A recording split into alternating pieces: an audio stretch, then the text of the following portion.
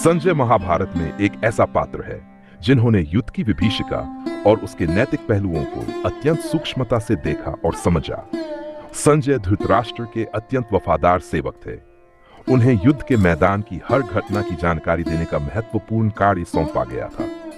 वे निष्पक्ष रूप से युद्ध की सच्चाई को धृतराष्ट्र तक पहुंचाते थे, चाहे वह कौरवों की पराजय हो या पांडवों की विजय। उनकी निष्ठा केवल धृतराष्ट्र तक सीमित नहीं थी, बल्कि वे सत्य और धर्म के प्रति भी वफादार थे।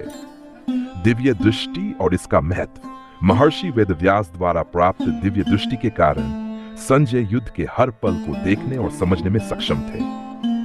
यह दृष्टि केवल युद्ध की भौतिक घटनाओं को देखने तक सीमित नहीं थी, बल्कि इसमें उन्हें युद्ध के नैतिक और आध्यात्मिक पक्षों को भी समझने की क्षमता मिली थी। वे गहनतम स्तर पर समझ सकते थे कि धर्म की विजय कैसे और क्यों हो रही है। उनकी दिव्य दृष्टि के कारण ही भगवद गीता का संवाद भी धृतराष्ट्र तक पहुंच सका। संजय का एक महत्वपूर्ण गुण था उनकी निष्पक्षता। यद्यपि वे धृतराष्ट्र के प्रति वफादार थे, फिर भी उन्होंने सत्य को कभी नहीं छिपाया। चाहे युद्ध में कौरवों की हार हो या पांडवों की जीत, उन्होंने बिना किसी पक्षपात के युद्ध की हर घटना को उसी रूप में धृतराष्ट्र को बताया जैसा कि वह घटित हो रही थी। भगवद गीता का संवाद। महाभारत के युद्ध से ठीक पहले अर्जुन युद्ध लड़ने के लिए मानसिक रूप से तैयार नहीं थे और उनके मन में अनेक प्रकार के संदेह उत्पन्न हो गए थे।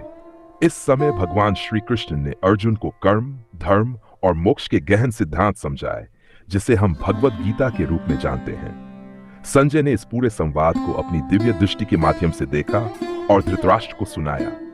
इस प्रकार भगवद गीता के संदेश को संजय के माध्यम से ही हमें प्राप्त होता है।